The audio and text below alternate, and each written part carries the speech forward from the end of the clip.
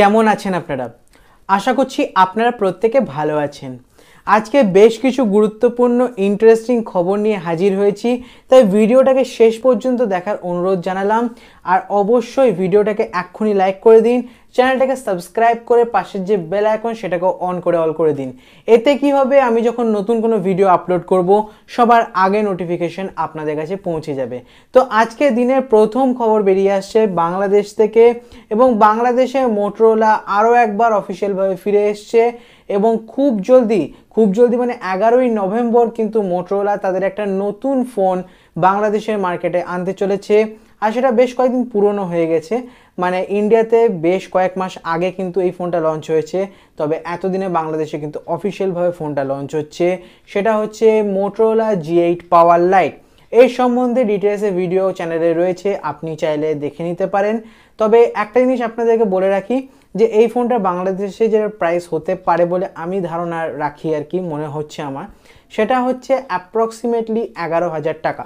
হয়তো 11,000 টাকায় আপনি এই ফোনটা বাংলাদেশে পাবেন, এবং এটা কিন্তু অনলাইন বেসড একটা ফোন হবে, মানে দারাজে কিন্তু আপনি এটা পাবেন এবং নর্মাল দোকানে হয়তো নাও পেতে পারেন আর কি। তো 6.5 ইঞ্চির HD+ display, 16 megapixel triple rear camera থাকছে, 4GB 64GB যে র্যাম আর রোম ভেরিয়েন্ট থাকছে, 5000 mAh ব্যাটারি থাকছে। এইগুলো হলো এই ফোনের কি স্পেসিফিকেশনস। এবং যদি আমি প্রসেসরের কথা বলি তো বেশ ভালো একটা প্রসেসর এখানে ইউজ করা হয়েছে মিডিয়াটেকের পক্ষ থেকে, আর এটা হচ্ছে হেলিও P35। অ্যাটলিস্ট P22 এর থেকে বেটার, বাট যদি G70 সঙ্গে তুলনা করি বা G80 85 এর সঙ্গে তুলনা করি সেখানে কিন্তু অনেক পিছিয়ে যাচ্ছে ফোনটা। তো 11,000 টাকায় কিন্তু একটা ভালো ডিল হতে চলেছে। কিন্তু এখন আমার মনে হয় যে বাংলাদেশে যে Realme C3 ফোনটা রয়েছে সেটা কিন্তু ওই প্রাইস রেঞ্জে one of the killer phone, আর বাকি যতগুলো ফোন আসছে রিয়েলমির পক্ষ থেকে পোষাচ্ছে না আর কি। পরবর্তী খবর বেরিয়ে আসছে Redmi Note 9 5G এডিশনের পক্ষ থেকে। এটা চায়নায় লঞ্চ হবে, এক্সক্লুসিভলি চায়নায় লঞ্চ হচ্ছে। কয়েকদিন পর কিন্তু ইন্ডিয়ান মার্কেট বা গ্লোবাল মার্কেটে কিন্তু এটা আসতে পারে, এবং তখন এর যেটা নাম হবে সেটা হচ্ছে Redmi Note 10। তো Redmi Note 10 এর স্পেসিফিকেশনস যা হতে পারে আপনাদের বলি।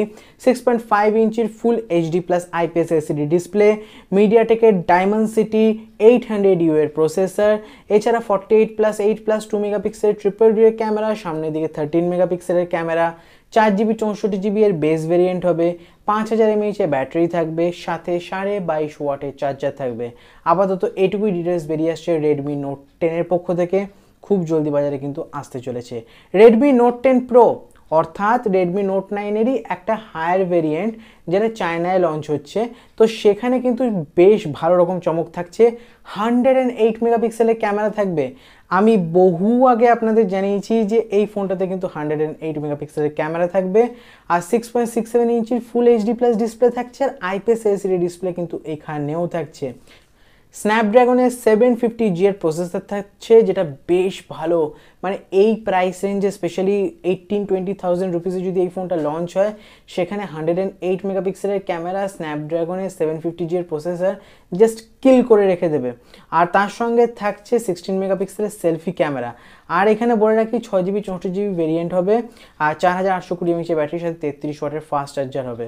আমার মনে হচ্ছে যদি ইন্ডিয়া এটা লঞ্চ হয় মোটামুটি 22-23 হাজার টাকায় কিন্তু লঞ্চ হলেও হতে পারে, আর দাম একটু বেশি হবে আর কি।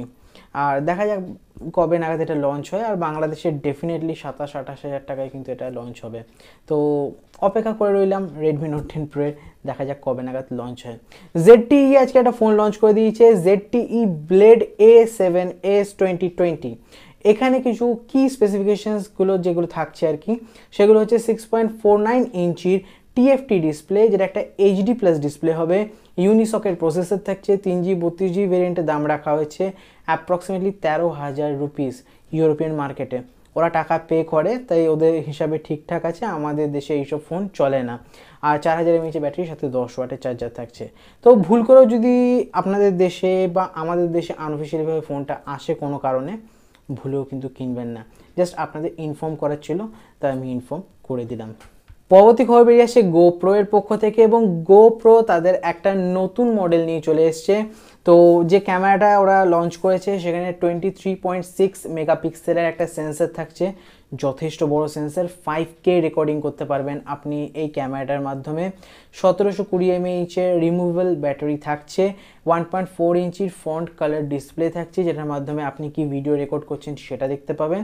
এবং এর স্টার্টিং প্রাইস রাখা হয়েছে 49,500 রুপিস। তো বেশ ভালো একটা ডিল কিন্তু হতে চলেছে। যদি আপনি গোপ্রো কিনতে চান তাহলে সেক্ষেত্রে একটা ভালো অপশন কিন্তু আপনার রয়েছে এই ক্যামেরাটার মাধ্যমে। পরবর্তী খবর এসে মিজুর পক্ষ থেকে মিজু 18 এর সমস্ত স্পেসিফিকেশনস কিন্তু লিক হয়ে গেছে। 3K OLED ডিসপ্লে থাকবে, স্ন্যাপড্রাগন 875 এর প্রসেসর থাকবে, 64 মেগাপিক্সেলের মেইন সেন্সর থাকবে এবং 32 মেগাপিক্সেলের সেলফি ক্যামেরা থাকবে। 120 ওয়াটের চার্জার থাকবে, যেটা আপনার তারযুক্ত আর কি, আর তার ছাড়া মানে ওয়্যারলেস চার্জিং থাকবে 45 ওয়াটের। তো বেশ ভালো কিন্তু এখানে মিজু ফোনটা বার করছে, ফ্ল্যাগশিপ লেভেলের ফোন। এখন দামটা কত রাখে মিজু সেটা একটা দেখার বিষয়বস্তু অবশ্যই থাকবে। পরবর্তী খবর এসেছে রিয়েলমির পক্ষ থেকে, এবং রিয়েলমির আরও একটা লঞ্চ ইভেন্ট আসছে, তবে সেটা জানুয়ারি মাস বা ফেব্রুয়ারি মাসে কিন্তু আসতে পারে, অথবা নেক্সট ইয়ার আসবে, এটুকু কনফার্ম। Realme 8 আর Realme 8 Pro কিন্তু টিকেডিয়ান সার্টিফিকেশন সাইডে লিস্টেড হয়ে গেছে, এবং এখানে যে মডেল নাম্বারগুলো ইউজ হয়েছে সেটা হচ্ছে RMX 3061 আর 3063, যেটা একবার টোটালি ইন্ডিকেট করছে যে এই দুটো মডেল কিন্তু 2021-এর মডেল, এবং 2021-এ এই ফোন দুটো আসবে। তো আরও কয়েকটা দিন অপেক্ষা করে যান, Realme 8 Pro বা Realme 8 কিন্তু আপনি বাজারে পেয়ে যাবেন। বাট আপাতত Realme 7 Pro কিন্তু ভালো ডিল, আপনারা চাইলে কিনে নিতেই পারেন।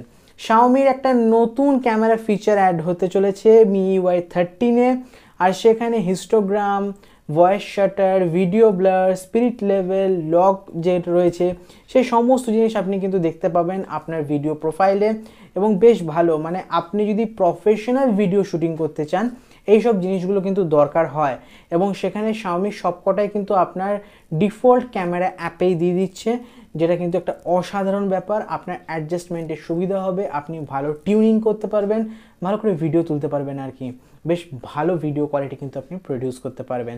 আর পরবর্তী খবর বেরিয়ে আসছে হোয়াটসঅ্যাপের পক্ষ থেকে। ফাইনালি আজকে ইন্ডিয়ায় হোয়াটসঅ্যাপ পে লঞ্চ হয়ে গেল। এর মাধ্যমে আপনি হোয়াটসঅ্যাপে কোনো বন্ধুকে টাকা পাঠাতে পারবেন ইউপিআই পিনের মাধ্যমে। তো অনায়াসেই পেটিএম, ফোনপে, গুগল পে এদের জায়গা নিল হোয়াটসঅ্যাপ পে, এবং ডেফিনেটলি বাকিগুলো থেকে কিন্তু হোয়াটসঅ্যাপের ব্যবহারকারীর সংখ্যা হয়তো বাড়বে। তার রিজন হচ্ছে, দেখুন, গুগল পে, ফোনপে বা পেটিএম বলুন, আলাদা করে আপনাকে অ্যাপ ইনস্টল করতে হয়, সেখানে সমস্ত কাজকর্মগুলো করতে হয়। তো এতগুলো অ্যাপ সবারই ফোনে থাকে না, অনেকেই আছে 3GB ফোন কেনেন, 2GB ফোন কেনেন, তাহলে সেক্ষেত্রে হোয়াটসঅ্যাপ পে আপনার যদি ইউজ করেন তাহলে সেক্ষেত্রে আপনি ফ্ললেসলি ক্যাশ ট্রান্সফার করতে পারবেন। তো ডেফিনেটলি এটা হিট করবে।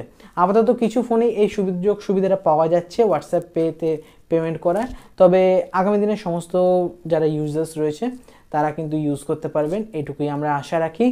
আর আগামী দিনে বেশ ট্রানজ্যাকশনগুলো সহজ হয়ে যাবে আর কি। তো এই হলো আজকের ভিডিও, আশা করবো আপনাদের ভিডিওটা ভালো লেগেছে। ভিডিওটা ভালো লেগে থাকলে লাইক বাটনটা অবশ্যই প্রেস করতে ভুলবেন না, চ্যানেলটাকে সাবস্ক্রাইব করতে ভুলবেন না। দেখা হচ্ছে পরবর্তী ভিডিওতে, ততক্ষণের জন্য বিদায়।